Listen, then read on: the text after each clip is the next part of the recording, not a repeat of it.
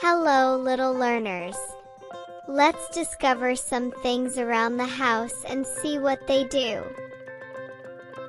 This is a cup. We use a cup to drink our juice, water, or milk. This is a plate. We put our food on a plate to eat. This is a spoon. We use a spoon to eat food like soup or ice cream.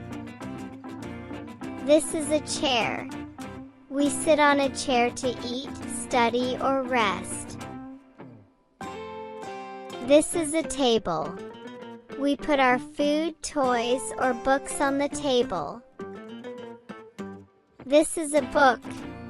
We read books to learn stories or fun facts. This is a lamp. A lamp gives us light when it's dark. This is a clock.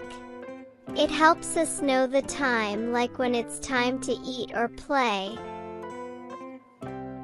This is a door. We open the door to go inside or outside. This is a window. We look outside through the window. This is a toothbrush. We use it to clean our teeth. And this is toothpaste. It helps keep our teeth shiny and clean. This is a ball. We play with a ball by bouncing it, rolling it, or kicking it. This is a basket.